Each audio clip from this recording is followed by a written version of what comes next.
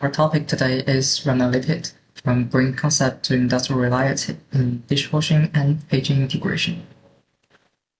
We mainly discuss the definition and structure of green surfactants, and then the value and production of rhamnolipids, and finally also some external factors such as market and policy.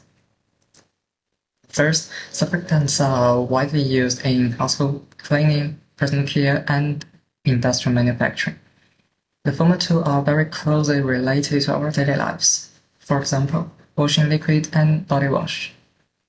While the industrial sector remains the largest area of application, such as oil extraction and food processing. According to a report last year, a global annual production of surfactants exceeds 20 million tons, and the market size continues to grow, predicted to be over $43 billion by the end of next decade. So, given such a massive scale of application, the problem associated with surfactants deserve great attention, especially in case detergents come into direct contact with the human body. So traditional cleaning agents may damage the skin barrier, increasing the water loss and cause some dryness and irritation. Even worse, they will probably increase the sensitivity of skin to some allergens. And traditional surfactants also bring some environmental issues. They often enter rivers and lakes through water system, where they may probably form some stable form on the water surface, blocking the oxygen exchange and reducing the level of dissolved oxygen in water, threatening the creatures in water in a large extent. And pollutions trapped in the fall may also be dispersed by the water flow, further damaging the environment.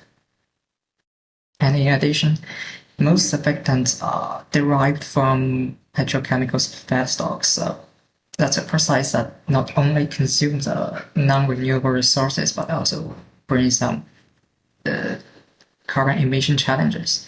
So therefore, there is an urgent need for green surfactants that are renewable, biodegradable, and environmental friendly. So next, we will introduce the application of rhamnolipid in cleaning and aging as a promising solution towards sustainable and safe surfactant development. Green surfactants have been used as an alternative to traditional surfactants due to a wide range of advantages, such as low toxicities, high effectiveness, and biodegradability. They can be produced from a lot of methods like biosynthesis, fermentation, or microwave-assisted extraction. And green surfactants have been used in many applications like cosmetics, antimicrobial agents, bio-nanotechnology, and agriculture. So the first generation of green surfactant is bio-based surfactant, which are extracted or synthesized chemically from animal-based or plant-based raw materials. For example, we have saponins with hydrophilic sugar head group and hydrophobic aglycone tail group, and it can be extracted from a wide range of natural resources. Besides, we have fatty alcohol sulfates from vegetable oil, sugar ester and alkene polyglucosides from sugar, and acanolamides with a amide head group and fatty acids tail group. And next we have a second generation of green surfactants called biosurfactants, and this is produced by biocatalysis or fermentation using biotic organisms. For example, we have lipopeptides with hydrophilic amino acid sequence at head group and hydrophobic fatty acid chain at tail group. And they can be biosynthesized from bacteria and mass-produced from fermentation. And besides, we also have glycolipids, which are the most common types of biosurfactants, and this includes sulforolipids and rhamnolipids. And they can be biosynthesized from a lot of types of bacteria and can be produced industrially from yeast. So the focus of our topic today is the rhamnolipid biosurfactants, which are amphiphilic glycolipids with 1 or 2 L-rhamnose head group and the D-acined fatty acid tail groups. So this is the double-chain anionic surfactant.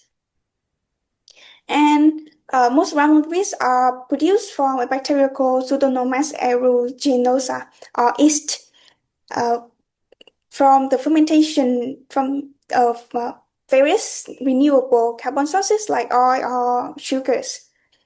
And the process is scalable.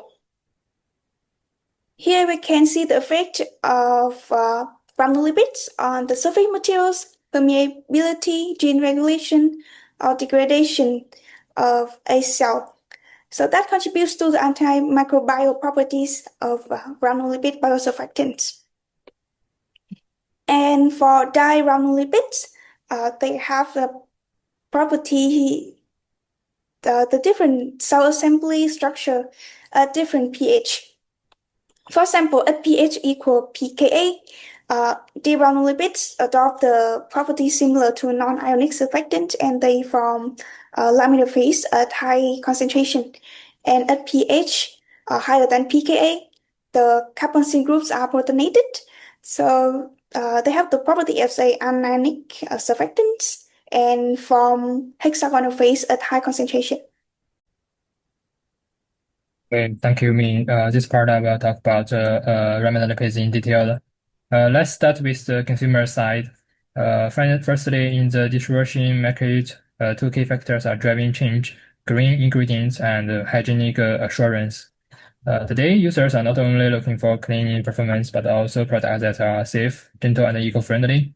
However, traditional surfactants such as RAS can cause skin irritation and leave chemical residues on dishes.